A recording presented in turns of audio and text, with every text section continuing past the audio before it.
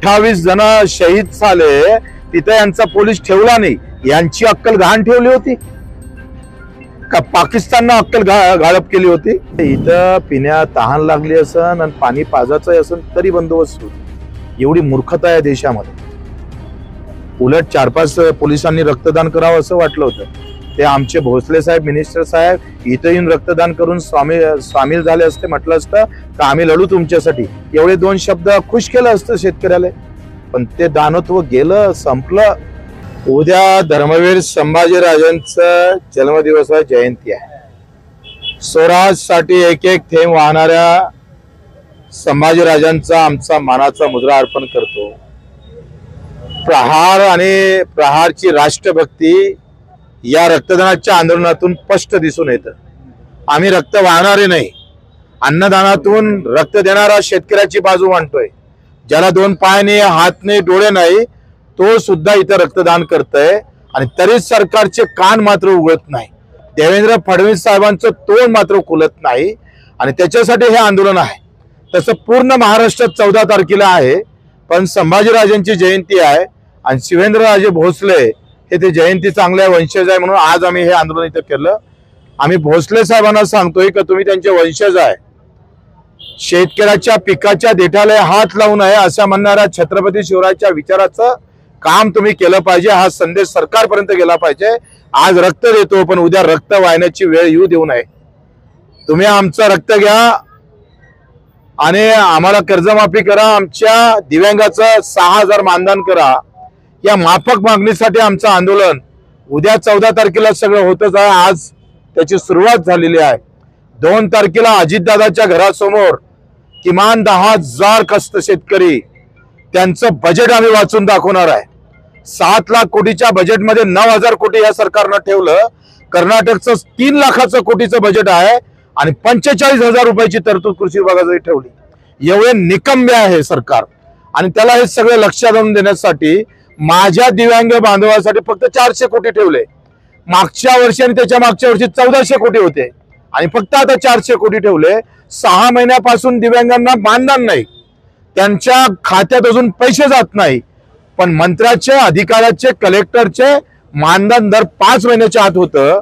दादाची दादागिरी संपली. राजकारणात जरी दादागिरी आम्ही पाहतोय इकून तिकून गेल्यानं निर्माण झाली असेल, तर दादाला पुन्हा आठवण करून देतोय. आमच्या अजितदादांना विधानसभेत सांगितलं होतं का बच्चू भाऊ, तुम्ही जो प्रश्न उपस्थित केला का मानधनाला अपंगांना 4-4 महिने मानधन भेटत नाही, मी तुम्हाला अजितदादा आश्वासन देतोय का महिन्याच्या 5 तारखेला मानधन जर दिव्यांगाच्या खात्यात पडलं नाही तर वित्त सचिवाचं पगार वेतन बंद करू.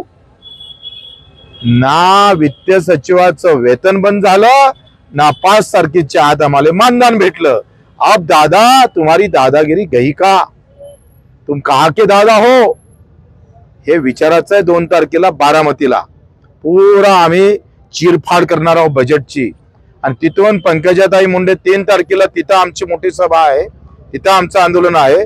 4 तारखेला बाळासाहेब पाटील जे सहकार मंत्री आहेत त्यांच्या घरासमोर आंदोलन आहे. आणि 5 तारखेला संजय राठोड कर्जमाफीसाठी हे म्हणतात पैसे नाही, 10 लाख कोटी रुपये फक्त 100 उद्योगपतींचे केंद्र सरकारनं माफ केले. पैसा गेला कुठं? शेतकरी आला म्हणजे पैसा दिसत नाही. 35,000 कोटी यांना द्यायसाठी जर पैशाची तरतूद होत नसेल तर आम्ही त्यांना आव्हान देतोय, 2 दिवस फक्त सरकार आमच्या हातात द्या, आम्ही कर्जमाफीसच पैसा तुम्हाला देतोय. आणि मग अशा सगळ्या व्यवस्थेसाठी 6 तारखेला राज्याभिषेक दिन आहे. त्या दिवशी आम्ही मुख्यमंत्र्याचं घर घेरणार आहोत आणि तिथून 7 तारखेला अन्नत्याग आंदोलनाची सुरुवात मी करणार आहोत, मोजरी इथून संत तुकडोजी महाराजांच्या स्मारकापासून. तुम्ही बाबांचं आंदोलन करणार होतं सांगितलेलं कुठं? त्यांचे इथं पाहुणे आलेले आहे, काहीतरी त्यांच्या कौटुंबिक कार्यक्रम आहे आणि त्यांनी विनंती केली की आज पाहुणे आहे म्हणून थोडं आंदोलन करायचं दूर करा. आम्हाला तेवढी माणुसकी आहे, आखरी रक्तदान आहे, उनका पर्च तो होना चाहिए. पर्च हा आम्ही रक्त काढून आंदोलन करत नाही. टीव्हीवर रक्त काढलं असतं तर ब्रेकिंग न्यूज झाली असती, पण रक्तदानाची ब्रेकिंग न्यूज होत नाही. हे या देशाचं दुर्दैव आहे.